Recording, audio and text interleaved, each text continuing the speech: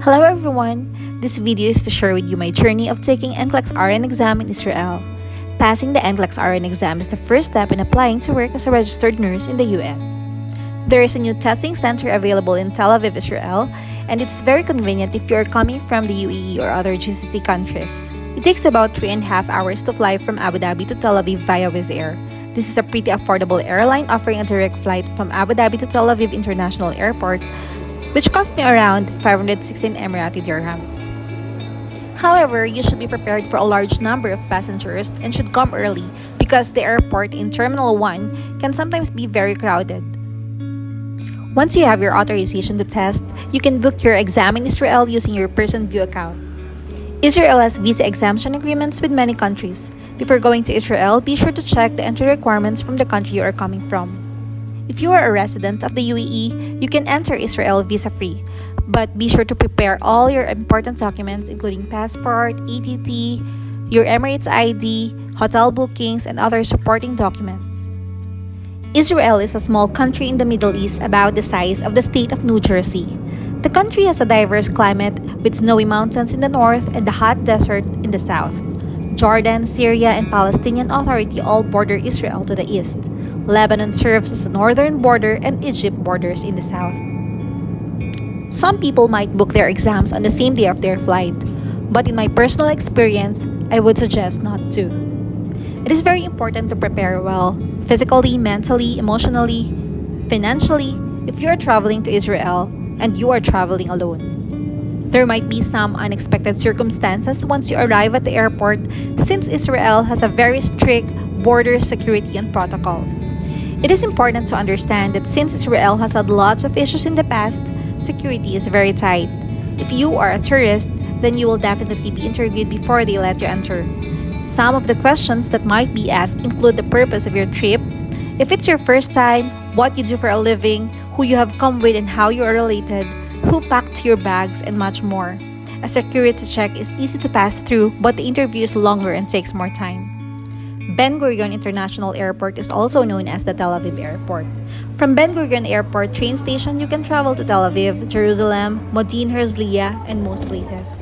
When I arrived at Ben Gurion Airport, I would say that this is a busy and crowded airport due to people visiting the Holy Land. I heard that there is always confusion whether you will be banned from other countries once you visit Israel. Because of the entire issue of being a threat, Israel does not stamp your passport when you visit. Instead, they will give you a paper visa to carry along with you to avoid all that hassle. Make sure to keep the slip safely as it is a proof that you have entered into the country after being checked. You will also be required to show this slip at any crossing point. I would say that Israel has a large and nice airport. If you are from the UAE, prepare your passport because after this, you will be required to scan your passport to be able to obtain your entry permit. Well, as a first-timer, it's quite challenging for me to obtain the State Border Control Permit since it is self-service and once I'm asking for assistance, I could not have any since most of them are not fond of speaking English and some of the machines aren't working very well. But after a few tries, I was successful in obtaining my B2 state permit, which is valid for 3 months. Wow, that's pretty amazing. Well, I thought at this point the process of entering Israel is very smooth until the immigration part. At the passport control, there was a long line in the queue from all people all over the world coming to Israel for different purposes. I was interviewed by an immigration officer and I thought everything went well until he took my passport and he advised me to go to the office for a further interview. When I arrived at the office, honestly, I don't know what to expect from here. There was a huge number of people in the line and I waited around 2 to 3 hours before I was finally interviewed by a second immigration officer. I know guys, it might seem a little frustrating and you might feel anxious the way I felt, but I can see this is totally normal in Israel since they have a very strict security at the immigration. Just be prepared to answer directly and prepare yourself mentally. That's why I told you not to book your flight on the same day of your exam. Just stay focused and be calm because you will be able to pass at the airport no matter what. So when I finally exit airport, I went directly to the train station and I purchased this RavCav card which cost me around 5 shekels.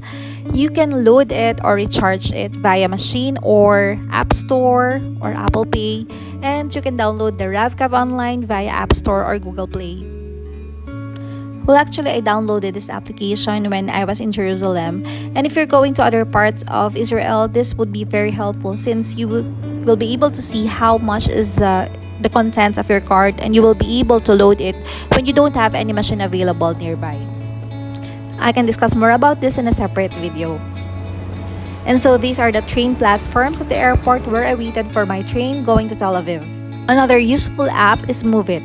This is a public live transport in Israel, same as Darb in the UAE, where you can see the timings and the location of the trains. This is extremely helpful, especially if you're not just planning to take your exams in Tel Aviv, but you're planning to go to Jerusalem or other parts of Israel as well.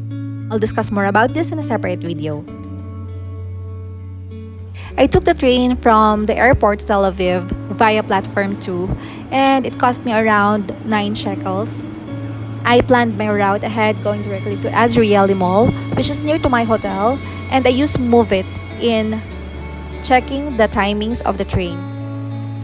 You might as well change some or little of your money just to have cash on hand to be able to buy load for your RavCav card, and also to buy some water, anything you need before your travel to Tel Aviv. I'm not sure about the exchange rate if it's more favorable, but I can say that it's quite competitive as compared to the one that I had in Azrieli Mall. I traveled from the airport to Tel Aviv at approximately 20 to 30 minutes time. Just make sure to check your next station because even if you want to ask, not everyone in Israel are fond of speaking English. And that is why I found this Move It application very useful because it guides me the right timing and the platform of my train. Finally, I arrived at Azrieli Mall station, and I would say this is a very crowded place. I have to go through an escalator and to cross the bridge to be able to exit the main station. And so this is where I have to tap my card to be able to exit. This is the Azrieli Center Mall. This is one of the largest in Israel, and there are lots of restaurants, fast food counters, cafes, and food stands in the mall. The top floor of the mall is a popular hangout spot for teens, and many online massage boards arrange get-togethers during national holidays. Due to high constant terrorism threats, the Azrieli towers are guarded to deter terrorist action, like many buildings in Israel. And since I had a really long day, I just went to McDonald's for my food because I don't know what else to order. It's quite hard because some of the fast food chains at the Azrieli Mall are, self-service. They don't have this counter for ordering. They just have a pick-up counter for your food. And I don't have the card for those things. Well, at this point, I really want to rest and prepare myself for my early exams the next day. I book a hotel via booking.com, and it's called Play Midtown Hotel. This is near Azrieli Mall, just like around 5 minutes walk.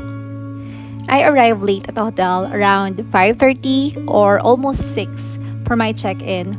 But I was lucky because they upgraded me to a loft instead of an ordinary room, and I was so surprised. I think it was a consolation for my long wait at the airport, and I'm so ready to prepare, to rest, to sleep. I made it a point not to review anything the day before my exams and to pray, to meditate, and to surrender everything to God, because no matter what, I know God will give us what we deserve. And finally, this is the day the Lord has made. On May 3, I went to Pearson Professional Centers in Tel Aviv, and I took a cab going here.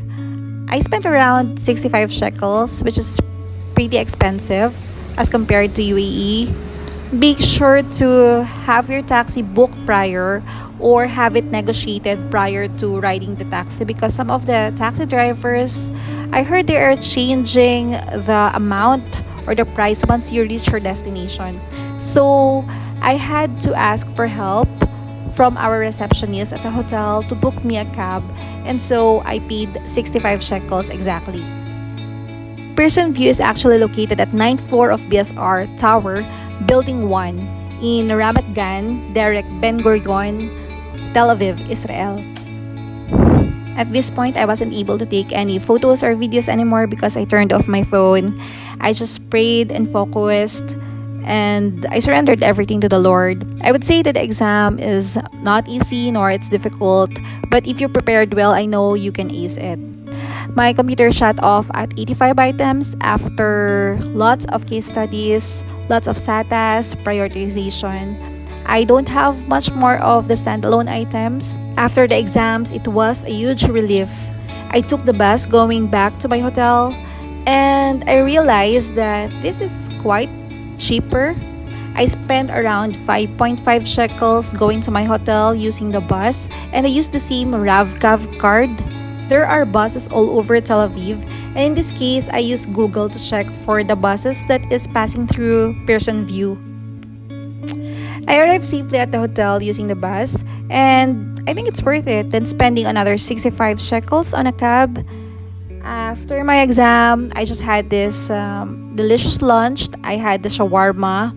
It cost me around 35 to 40 shekels. I am mentioning the prices of my purchase just for you to have a simple idea of how Israel might be a little expensive as compared to the UAE when it comes to the food, to the commodities. And on the same day after taking my exams, after checking out, I went directly to Jerusalem via train. It cost me around 18 shekels going there, and I would say it's really worth it. It's one of my wish lists. I never did PVT after my exams. I patiently waited, I prayed, meditated, and I can feel that God is sending me message by going here to Jerusalem. I just spent one day in Jerusalem before going back to the UAE via the same route, train. And after 48 hours, after coming home, I received the most beautiful result. I passed NCLEX RN exam. And if you also plan to take your exams in Israel, I hope this video can help you. Just let me know if you have questions, and I pray that just like me, may you pass your NCLEX exam in the Holy Land of Israel.